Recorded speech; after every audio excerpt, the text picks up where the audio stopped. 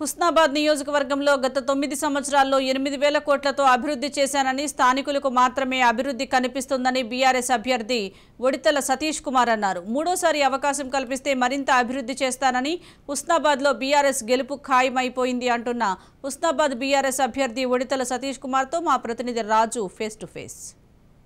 ప్రధాన పార్టీల రాజకీయ ప్రచారాలు హీటెక్కాయి. ఇప్పటికే హుస్నాబాద్ బీఆర్ఎస్ అభ్యర్థి ఒడితల సతీష్ కుమార్ ప్రచారంలో ముందున్నారు. మొదటి నుంచి కూడా ప్రచారంలో సాగిపోతా ఉన్నారు.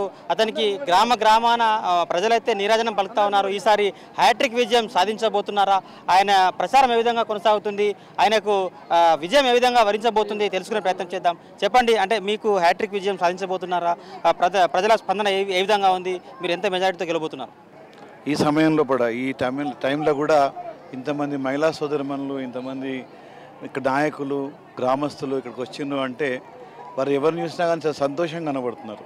తప్పకుండా వారికి నేనంటే మంచి ఆదరణ ఉన్నది, నేనంటే ప్రేమ ఉన్నది కాబట్టి వాళ్ళందరూ కూడా రావడం జరిగింది. సో ఈ విధంగా ప్రతి గ్రామంలో కూడా నాకు ఇదే విధంగా స్వాగతం పడుతున్నాను కాబట్టి నాకైతే గట్టి నమ్మకం ఉన్నది. తప్పకుండా నేను హ్యాట్రిక్ సాధిస్తాను. మీ మేనిఫెస్టో కావచ్చు, లేకపోతే మీ సంక్షేమ పథకాలు కావచ్చు, మీకు ఏ విధంగా ఉపయోగపడుతున్నాయి, ప్రజల్లో వాటి స్పందన ఏ విధంగా ఉంది? బ్రహ్మాండంగా ఉందండి. రైతు బంధు, రైతు బీమా, 24 గంటల కరెంటు, అదేవిధంగా పెన్షన్స్, తర్వాత మనకు ముఖ్యంగా మాకేంటంటే మా ప్రాంతంలో కూడా మిషన్ కాకతీయ ద్వారా చెర్లను కూడా పునర్నిర్మాణం చేసుకోవడము, అదేవిధంగా మిషన్ భగీరథ ద్వారా ఇంటింటికి నల్ల రావడం, మెట్టు ప్రాంతమైన హుస్నాబాద్లో కూడా ఇవాళ బ్రహ్మాండంగా ప్రతి గ్రామంలో కూడా అటు సాగునీరు ఇటు తాగునీరు డెవలప్ అయింది కాబట్టి ప్రజల ఆదరణ ఇంత ఉన్నదని చెప్పి మేము అనుకుంటున్నాం. మీరు కేసీఆర్ విధేయుడిగా ఉన్నారు, కేసీఆర్కి అత్యంత దగ్గర, అంటే ఈ సంబంధించి ఇక్కడ హుస్నాబాదు కొంత ప్రతిపక్షాలు మాట్లాడుతున్నట్టుగా ఇది సెంటిమెంట్గానే ఉపయోగపడుతుంది తప్పితే అభివృద్ధి కాలేదని చెప్పి అంటున్నారు. దాని మీద మీరు ఏమంటారు, వాళ్ళకి ఏం సమాధానం చెప్తారు? ప్రతిపక్షాల వాళ్ళకు గుడ్ 90% వాళ్ళు ఇక్కడ ఉండేటోళ్ళు కాదు.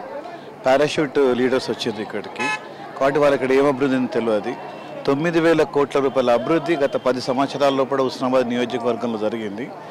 ఒకవేళ వాళ్ళు కనుక అభివృద్ధి జరగలేదు అనుకుంటే మరి కరీంనగర్ చాలా అభివృద్ధి చెందిన ప్రాంతం కదా, మరి అక్కడ ఉన్నట్టు ఇక్కడ ఊర్లలో ఎట్లుంటుంది, ఉండదు న్యాచురల్లీ. ఇక్కడ మెల్లమెల్లగా డెవలప్మెంట్ కూడా పోతుంది. ఇలా హుస్నాబాద్ పట్టణంలో కూడా ప్రతి చోట కూడా సీసీ రోడ్లు, కరెంటు అన్నీ కూడా రావడం జరిగింది.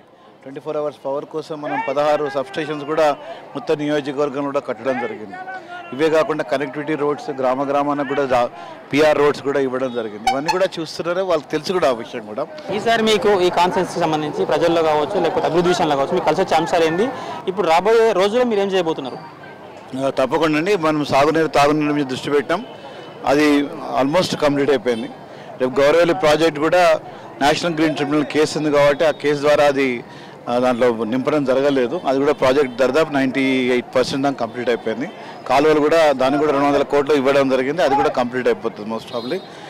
సాగునీరు తాగునీరు ఇచ్చిన తర్వాత ఇక్కడ ఇండస్ట్రియల్ గ్రోత్ తీసుకురావాలని చెప్పి మెయిన్గా ఫుడ్ ప్రాసెసింగ్ యూనిట్స్, అదేవిధంగా ఐటీ హబ్స్ లాంటివి కొన్ని లేటెస్ట్ టెక్నాలజీతో, అదేవిధంగా మెకానికల్కి సంబంధించిన, అగ్రికల్చర్ సంబంధించిన విషయాలలో కూడా తీసుకోవాలని చెప్పి అనుకుంటున్నాం.